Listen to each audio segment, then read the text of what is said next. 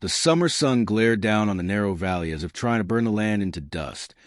And from the very first day he arrived, everyone said the same thing about Michael Turner, a quiet, middle-aged veteran from Montana who walked with slight limp and traveled with only a single backpack and his loyal German shepherd, Ryder, by his side, that he was strange, overly cautious, and wasting his time doing old survival tricks that had no place in modern life. But the people who mocked him had no idea that Michael had spent years learning the hard way that the world could change in a heartbeat, and that preparedness was not paranoia, but wisdom paid for in scars. He bought a small wooden cabin at the farthest edge of the valley, a place most settlers avoided because the roads washed out every spring. And while others spent their days enjoying barbecues and lake picnics, Michael spent the entire summer building drying racks, stacking wooden frames, stringing ropes, slicing fruits, vegetables, herbs, and strips of venison, laying them carefully under the sun as Ryder lay nearby, watching the sky with calm alertness. And to the settlers this looked so ridiculous that they mocked him every time they passed, pointing and laughing, saying he behaved like someone expecting the end of the world even though the weather was perfect and the markets were full. But for Michael, the quiet rhythm of preparing food in the sunlight brought memories of his deployment years ago, when one small miscalculation had left his unit stranded without supplies for days, teaching him that hunger turned even strong men into ghosts, and he swore he would never again take food or safety for granted. So the drying racks kept growing, row after row, becoming a strange sight in the valley, and the settlers talked more than ever, some calling him stubborn, others saying he was lonely and trying to distract himself, but none ever offered to help or understand.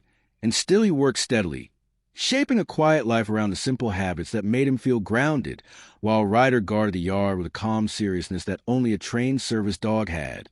Before the story continues, if you believe in kindness and second chances, take a moment to like, comment, share, and subscribe, because your support truly helps stories like this reach more people who need them.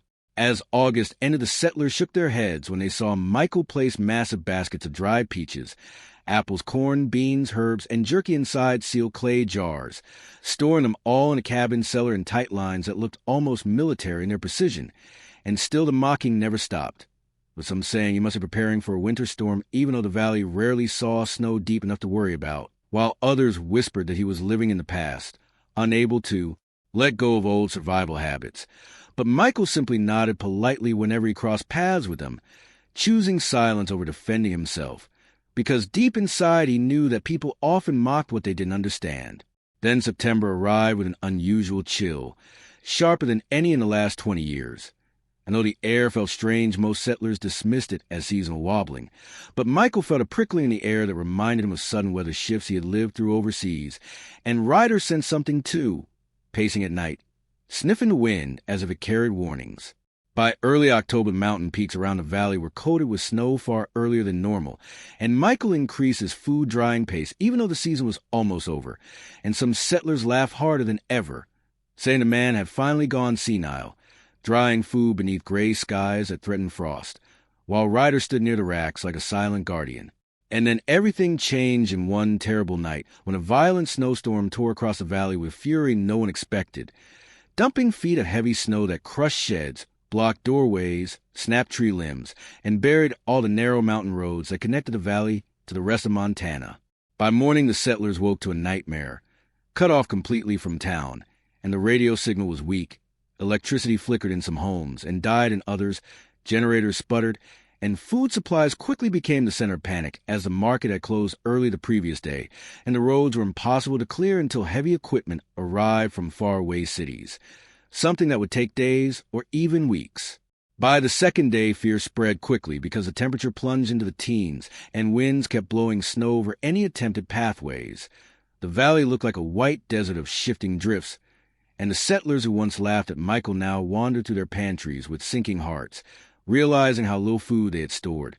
And by the fourth day, many homes had only cans left, some families even less, while Michael sat in his warm cabin with Ryder curled beside him, listening to the howling wind and thanking God for the instinct that had pushed him to prepare all summer.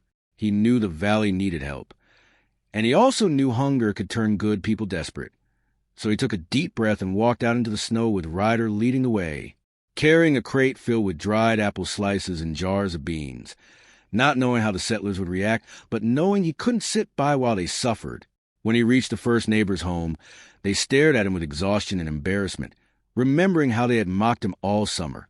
But he simply handed him the crate with a gentle nod, and Ryder wagged his tail, breaking the tension.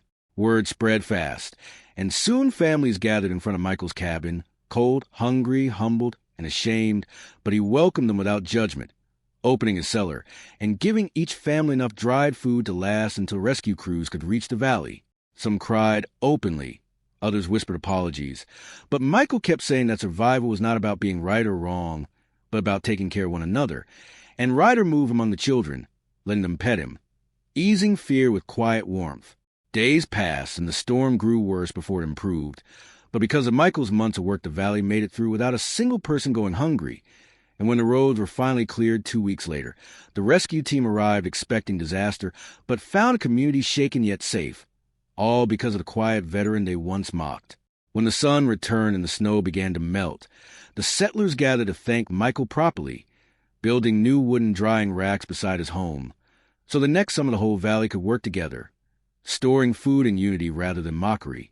And Michael felt something heal inside him, a loneliness he had carried since leaving the military slowly dissolving as people embraced him as part of their community, while Ryder barked happily at the sound of children laughing around the yard. The settlers asked him why he had prepared so much, and Michael finally told them it was not fear, but wisdom learned from hardship. That life taught him prepare not because danger was certain, but because storms always came sooner or later, and being ready saved lives. The valley never forgot that winter, and every summer afterward the fields were filled with drying racks, rows of fruits and vegetables swaying in warm sunlight, a tradition born from one man's perseverance and one loyal dog's watchful eyes, a reminder that foresight was not foolishness but compassion in disguise. And Michael, once a strange outsider, became a respected elder whose voice mattered deeply, proving that sometimes it takes a storm to reveal the value of the person everyone overlooked.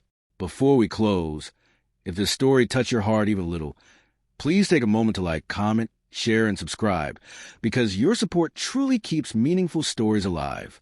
And now, a special request before the ending. Please comment below what part of the story moved you the most so I can bring you more powerful stories like this.